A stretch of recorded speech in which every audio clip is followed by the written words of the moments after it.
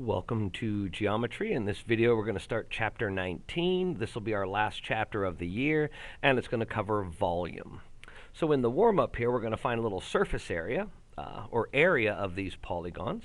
Our first shape here is a rectangle, and the area of a rectangle is base times height, or length times width.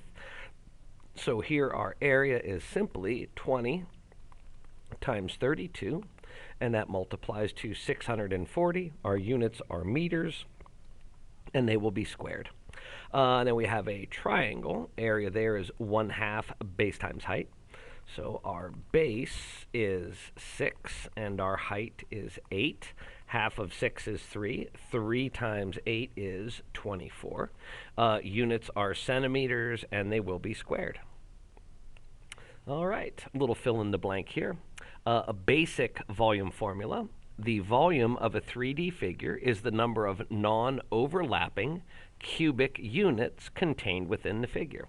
The units could be anything from millimeters to miles, whatever units are called for.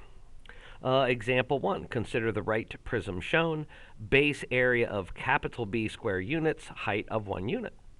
So part A, each side of a unit cube is 1 unit. How many unit cubes could you place in a single row of the cubes at the right?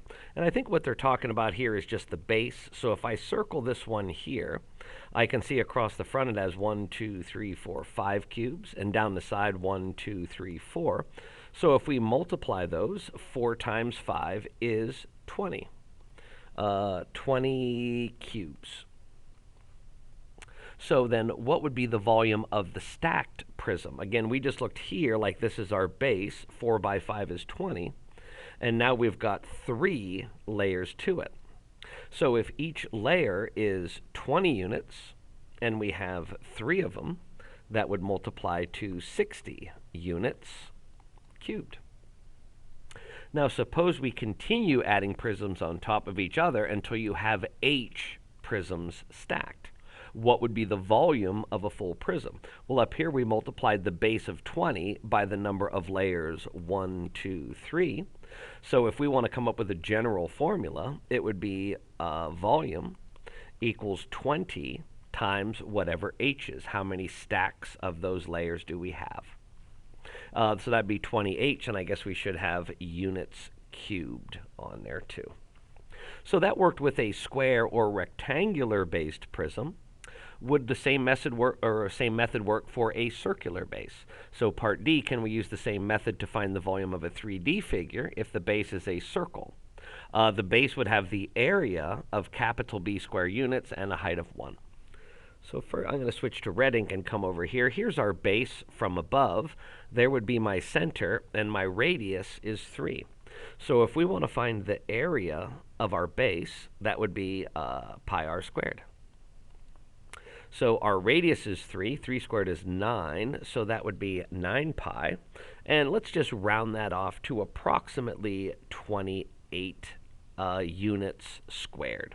So the area of our base is 28 units squared. That would be, we sort of see it here laid in as the base of this cylinder. So can we use the same method? Yes. And I'm even going to put an exclamation point after that.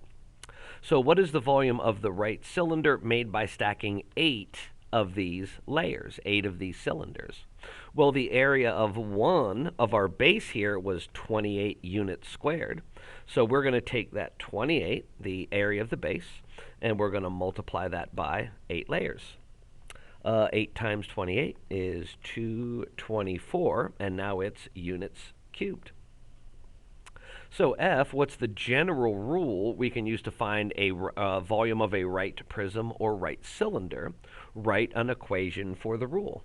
Well, I'm going to write it like this. Volume equals capital B times H, and capital B is the area of the base. Area of base. So whatever the area of the base is, and then we stack layers up, and that's our volume.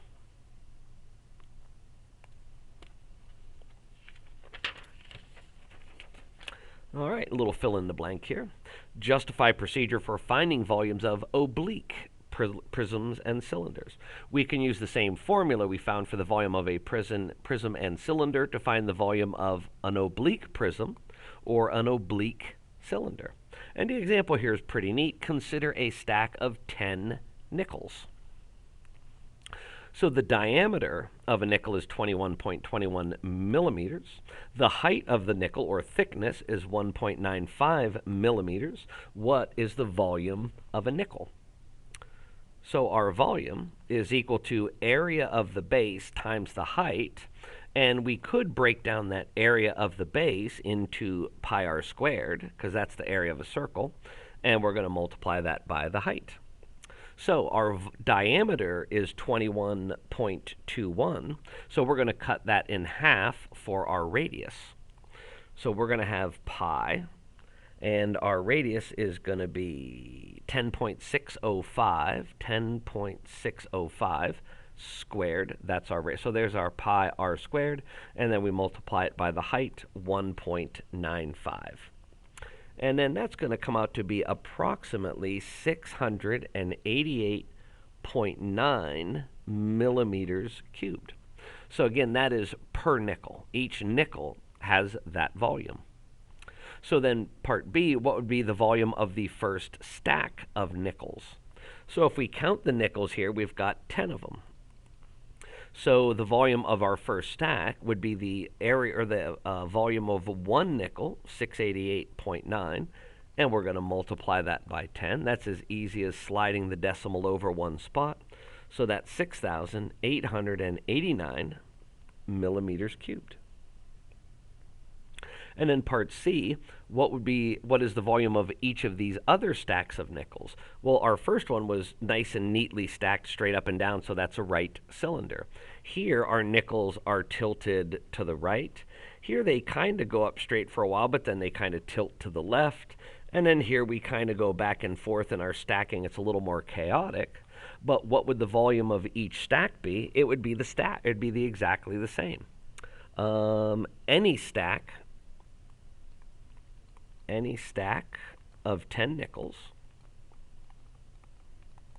has 6,889 millimeter cubed. Yeah, there's our volume for any stack. So make a general statement about any stack of 10 nickels. Well, I guess it'd be the same thing from above. Any stack, no matter how if they're tilted, is going to have that same volume. It's still 10 nickels. Each nickel has the same volume.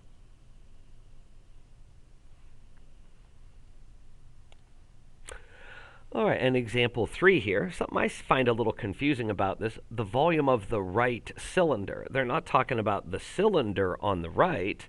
They're talking about one here that the lateral edges are perpendicular to the base.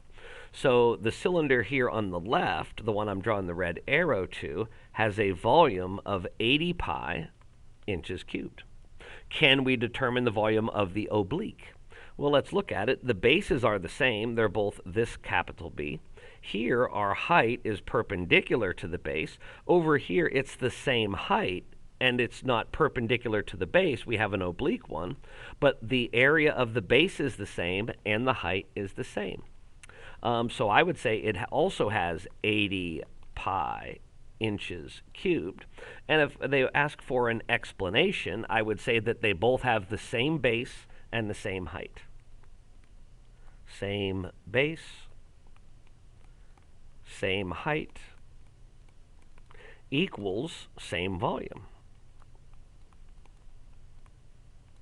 And there we go.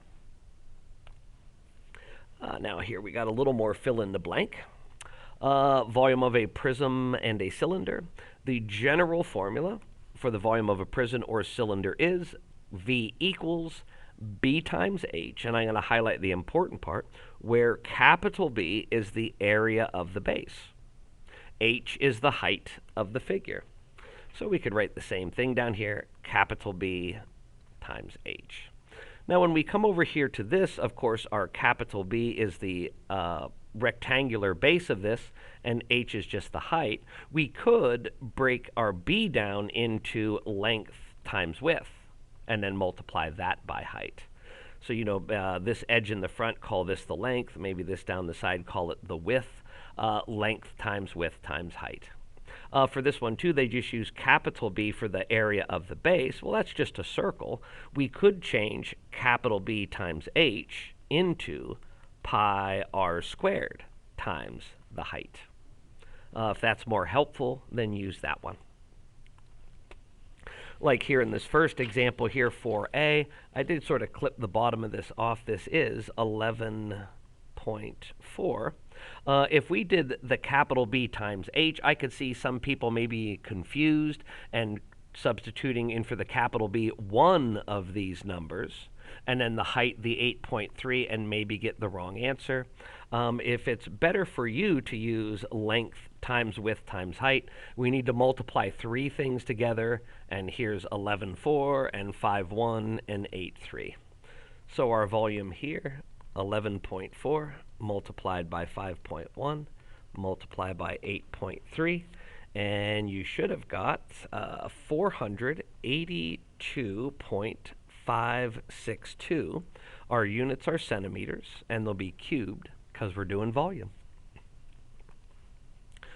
For part B, our volume is capital B times h, but our base is a circle. So that'll be pi r squared times the height h. Well, pi is just a number, 3.14, and etc. The radius is 9.2, and we're going to square that, and our height is 14.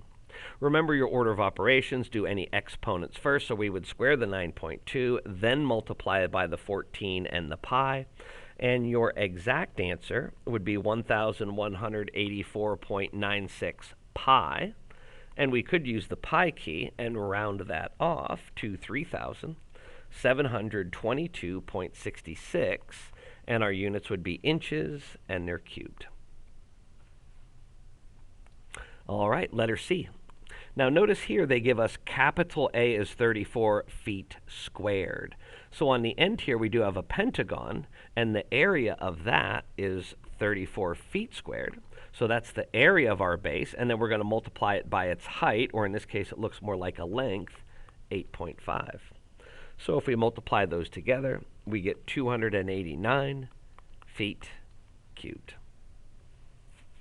All right, and the last one here, letter D. Our volume is capital B times h. Capital B is a circle, so we could write pi r squared times h. Pi is just pi. Our radius would be half of our diameter, so that's going to be a 7 squared, and we're going to multiply that by 16. If we punch it in the calculator, we're going to get 784 pi as our exact answer. And as a rounded decimal, that's about 2,463 centimeters cubed. All right. Another example. Example 5. We got a craftsman. He wants to make a wooden drinking vessel for the wild critters that holds 3 gallons of water. Each gallon is 231 cubic inches. He's going to cut the portion of a log and hollow it out. 1 inch of wood will be retained at the bottom and the sides to make it into a vessel. What should be the height of the vessel? Well, if we look at the picture, here's more of a downward view of it. We have an 8-inch radius, but we want to leave a 1-inch gap for the walls. So our radius will be 7, 1 less than 8. So radius equals 7. What we want to find is the height. I'm going to leave height as a question mark. So this is a right cylinder. Our volume will be pi r squared h, pi r squared times h. The volume is given as we want it to be 3 gallons, and each gallon has this many cubic centimeters or inches. So 3 times that is 693 is equal to pi times 7 squared times the height. Well, 7 squared is 49, and we multiply by pi. And then to get h alone, we're going to divide both sides by 49 pi. So when you punch that into your calculator, you're going to get that h is about 4.5. Now let's think it through, though. We need to leave 1 inch on the sides and 1 inch on the bottom. 1 inch on the bottom. So what we did, if I just sort of draw a cross section here, we did leave 1 inch on the sides. We cut our radius down from 7 to 8. And the h that we found would make the height inside here, and that would allow us to have our 3 gallons of water. But remember, we also need 1 inch on the bottom. So the overall height of our vessel should be 5.5 inches.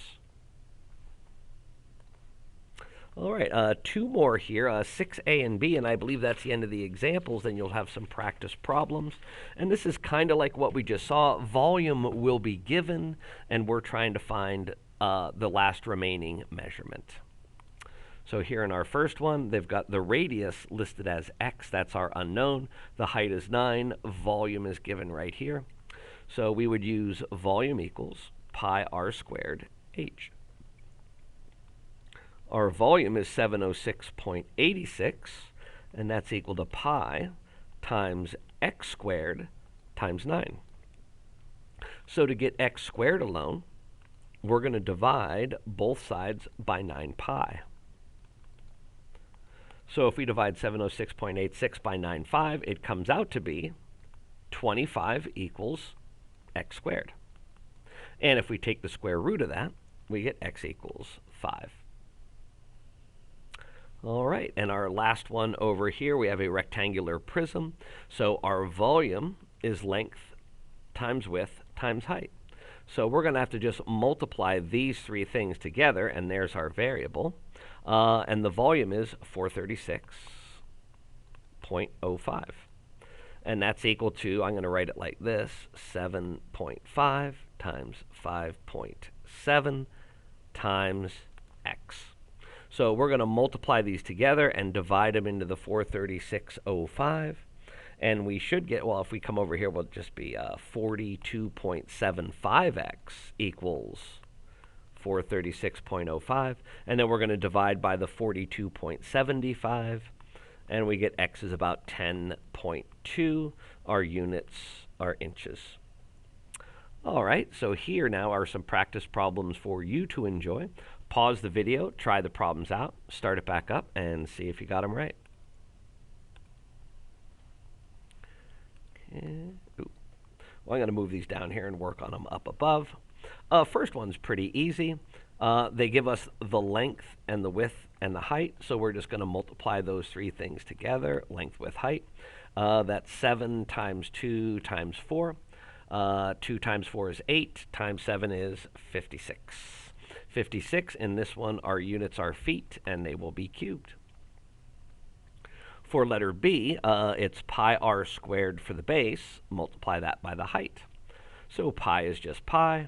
Our radius is 11, and we're going to square that. That'll be 121, and we're going to multiply 121 by 4. And that becomes our volume is exactly equal to 484 times pi, or approximately 1,520.5. Our units here are millimeters, and they will be cubed.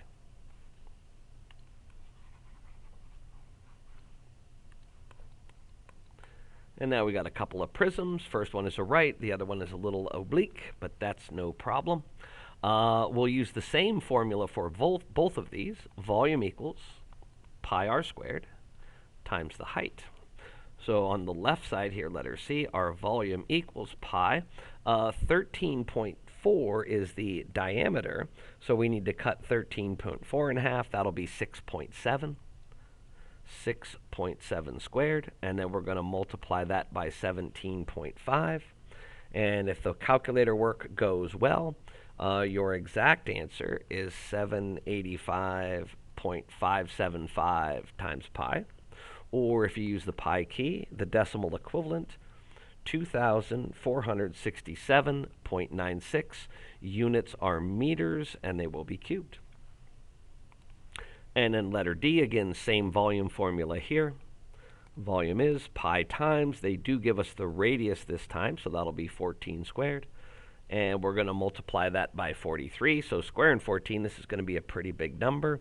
Our exact answer is 6,468 pi. And that would be approximately 20,000 319.8 centimeters cubed. Okay, couple more to go here. We've got Mike in a shoebox. The shoebox is 14 3/4 inches long, 10 inches wide, 5.5 inches tall. What is the volume of his box? So this is just length times width times height. Multiply them in any order that you want, and our answer is 811.25 inches cubed. All right, now it's time for some canned chili. Raymond has a cylindrical can of chili with the dimensions shown. How much chili can fit in the can? Round your answers to the nearest hundredth. So our volume formula here is pi r squared, and we're going to multiply that by h. So we were given the diameter at 3.25, so we need to cut that in half. 1.625 is our radius. We will square that. And then we're going to multiply it by the height, 4.25. And that becomes 11.223 pi. And if we use our pi button and round to the nearest hundredth, we should get about 35.26. Our units are inches, and they're cubed. And last one. A homeowner orders 3 cubic yards of mulch stored in a box. The box is a rectangular prism. The base is 1.5 yards wide, 1.5 yards long. What is the minimum height? So we're solving for the height. So volume equals length times width times height. Our volume is given 3 cubic yards, so our volume is 3. Our length is 1.5. Our width is 1.5. And our height is our unknown. So 1.5 times 1.5 is 2.25, and then we multiply by h, and now we're going to divide by the 2.25. 3 divided by 2.25 is 1.3, repeating. 1 1/3 yards wide, or our height should be 1 1/3 yards. All right, that's the end of the video. I hope you found it helpful.